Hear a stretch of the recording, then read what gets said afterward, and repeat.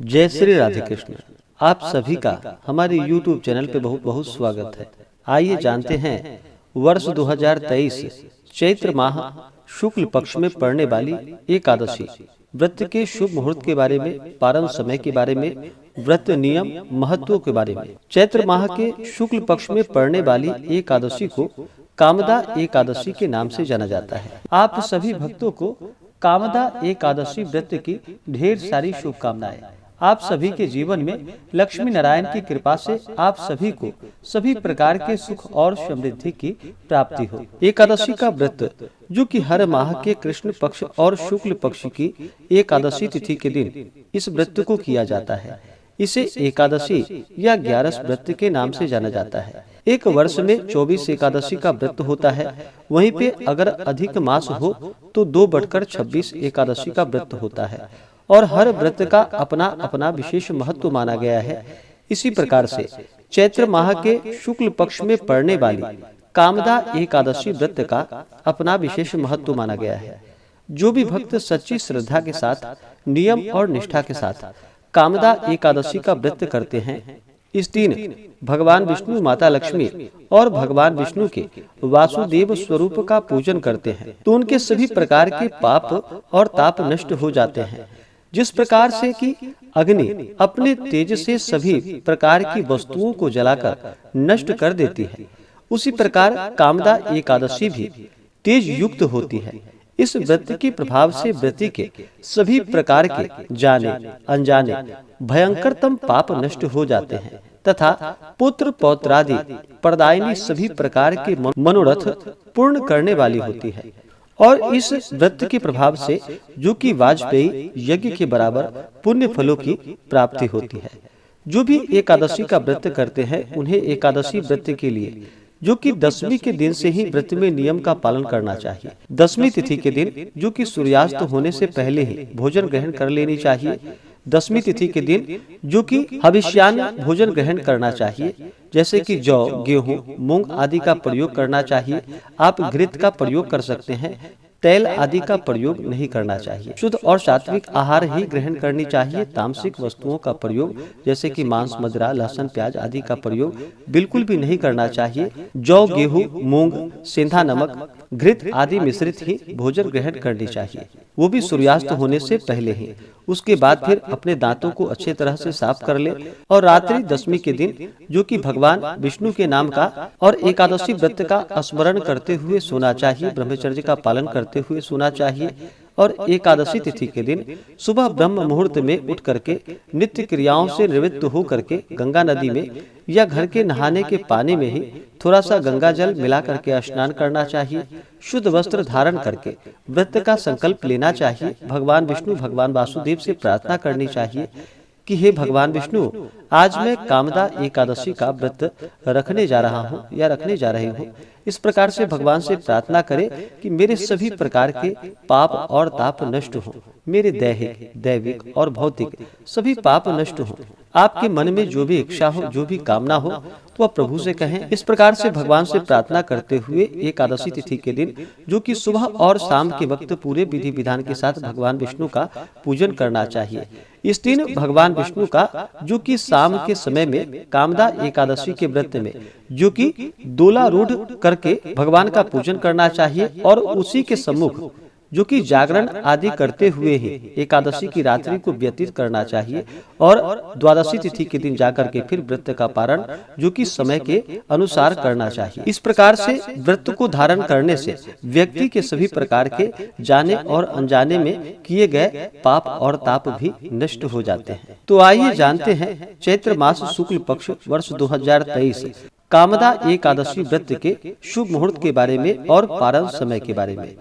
एकादशी तिथि प्रारंभ समय जो कि 31 मार्च 2023 दिन शुक्रवार रात्रि 1:59 पे एकादशी तिथि प्रारंभ है, यानी कि 1 अप्रैल को तड़के 1:59 पे एकादशी तिथि प्रारंभ है और एकादशी तिथि की जो समाप्ति होगी वह 2 अप्रैल 2023 दिन रविवार सुबह 4:21 पे एकादशी तिथि की समाप्ति होगी। तो हमें सूर्योदय व्यापनी के अनुसार और पूर्ण समय जो हमें एकादशी के लिए प्राप्त हो रहा है वह समय 1 अप्रैल 2023 दिन शनिवार को प्राप्त हो रहा है और द्वादशी तिथि की जो समाप्ति है वह 3 अप्रैल 2023 दिन सोमवार को सुबह 6:26 पे द्वादशी तिथि की समाप्ति होगी।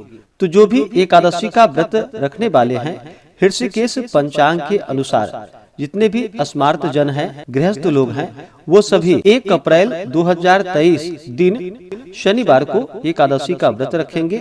और वैष्णवों के लिए जो एकादशी का व्रत है, जो भी मोक्ष की इच्छा रखने वाले हैं, वो सभी जो कि 2 अप्रैल 2023 दिन रविवार को एकादशी का व्रत रखेंगे। एकादशी व्रत का पारण जो किया जाता है, वह पारण हरिवासर समाप्त होने के बाद ही करना चाहिए।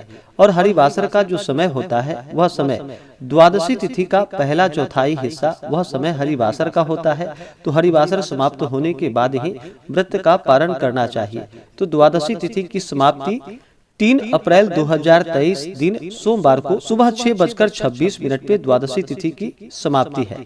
तो इस कारण से जो व्रत का पारण किया जाएगा, जो भी स्मार्त जन है, गृहस्थ लोग हैं, जो 1 अप्रैल 2023 दिन शनिवार को व्रत रखेंगे, वो व्रत का पारण जो कि 2 अप्रैल 2023 दिन रविवार को व्रत का पारण करेंगे। और पारण का जो समय होगा, वह समय 2 अप्रैल को जो कि सुबह 10:21 से सुबह 11 बजे तक व्रत का पारण किया जाएगा। इस समय में अगर पारण करना संभव ना हो पाए, तो इसके बाद आप जो कि दोपहर 1:30 से शाम 4 बजे तक व्रत का पारण कर लेंगे। और जो भी मोक्ष की इच्छा रखने वाले हैं और जो 2 अप्रैल 2023 दिन रविवार को व्रत रखेंगे, वो सभी व्रत का पारण जो कि 3 अप्रैल 2023 दिन सोमवार को व्रत का पारण करेंगे। और पारण का जो समय होगा 3 अप्रैल को, वह समय सुबह 6:09 से सुबह 6:24 तक व्रत का पारण करेंगे। इस बार कामदा एकादशी व्रत का पारण जो कि गौ घृतेन पारणम, यानी कि गौ घृत से इस व्रत का पारण किया जाएगा। यह संभव ना हो पाए तो आप तुलसी दल जल से व्रत का पारण करें या फल से व्रत का पारण करें। इस बार एकादशी तिथि के दिन जो सूर्योदय का समय होगा, वह समय सुबह 5:51 और सूर्यास्त शाम 6:14। नक्षत्र जो कि अश्लेषा नक्षत्र रात्रि 4:49 तक, उसके बाद मघा नक्षत्र। योग जो कि घृति योग रात्रि 2:44 तक, उसके बाद शूल योग। एकादशी तिथि के दिन 1 अप्रैल को जो राहु काल का समय होगा, वह समय सुबह 8:56 से सुबह 10:29 तक राहु काल का समय होगा। और 2 अप्रैल को राहु काल का जो समय होगा, वह समय शाम 4:41 से शाम 6:14 तक राहु काल का समय होगा।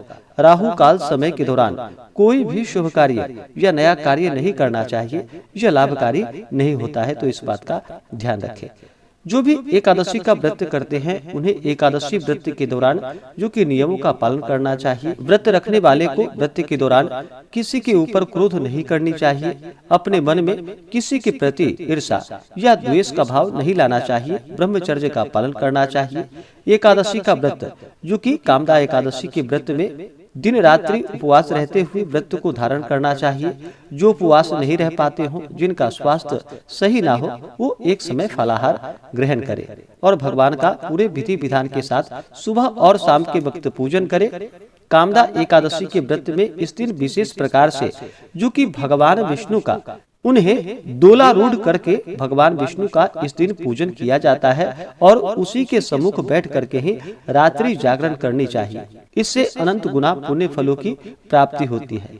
इस दिन भगवान विष्णु का विशेष करके इन्हें जल अर्पित करे, पंचामृत से भगवान का अभिषेक करे, शुद्ध गंगा जल से अभिषेक करे, भगवान को पीला वस्त्र चढ़ाएं, पीला पुष्प अर्पित करे। भगवान विष्णु को अक्षत नहीं चढ़ाया जाता है, तो इस बात का ध्यान रखें। अक्षत की जगह भगवान को जो कि काले तिल अर्पित करे। तुलसी दल अर्पित करे, फिर धूप और दीप दिखाएं, अनेक प्रकार का नैवेद्य भगवान को अर्पित करे। दूध से बने हुए मिठाई हो, अगर आप अपने घर पे तैयार करते हो तो उसका भोग भगवान को लगाए, या जितने भी प्रकार के ऋतु फल मिल सके वो इस दिन भगवान को भोग लगाए, और फिर भगवान का जो कि उन्हें जल से आचमनी करवाए। इस दिन भगवान विष्णु को जो कि विशेष करके जोरा लवंग 2 लवंग अवश्य ही उन्हें अर्पित करे और उसे प्रसाद के रूप में भी ग्रहण करना चाहिए। इस प्रकार से भगवान का पूजन करे और फिर द्रव्य दक्षिणा चढ़ाए। मुख शुद्धि के लिए जो कि पान पत्र, सुपारी, लौंग, इलायची के साथ में अर्पित करे, और फिर कामदा एकादशी व्रत का कथा श्रवण करे, भगवान की आरती करे, निराजन करे। इस प्रकार से भगवान का सुबह और शाम के वक्त पूरे विधि विधान के साथ एकादशी के दिन पूजन करना चाहिए। रात्रि जागरण आदि करते हुए समय को व्यतीत करना चाहिए, और द्वादशी तिथि के दिन जाकर के सुबह उठ करके नित्य क्रियाओं से निवृत्त होकर के स्नान करके शुद्ध वस्त्र धारण करके भगवान का पूजन और आरती कर ले। इसके बाद फिर ब्राह्मणों को भोजन करवाएं, ब्राह्मणों को दान और दक्षिणा दे, और व्रत का पारण समय के अनुसार कर ले। इस प्रकार से व्रत को करने से भगवान विष्णु अति प्रसन्न होते हैं और व्रती के सभी प्रकार के पाप और ताप को नष्ट कर देते हैं। जब व्यक्ति के पाप और ताप नष्ट होते हैं तभी उनके पुण्यों का उदय हो पाता है, उसके बाद ही सभी प्रकार के सांसारिक सुखों की प्राप्ति हो पाती है। तो आशा करता हूँ कि यह जानकारी आपको अच्छा लगा हो। ऐसे ही ज्ञानवर्धक जानकारियाँ प्राप्त करने के लिए हमारे इस चैनल पे अगर आप नए हैं तो चैनल को लाल बटन दबा करके सब्सक्राइब करें, साथ में बेल आइकन घंटी को दबाएं ताकि मेरे वीडियो का नोटिफिकेशन आपको समय से मिलता रहे। वीडियो को लाइक करें, शेयर करें। सुखी रहें और स्वस्थ रहें। जय श्री राधे कृष्ण। धन्यवाद।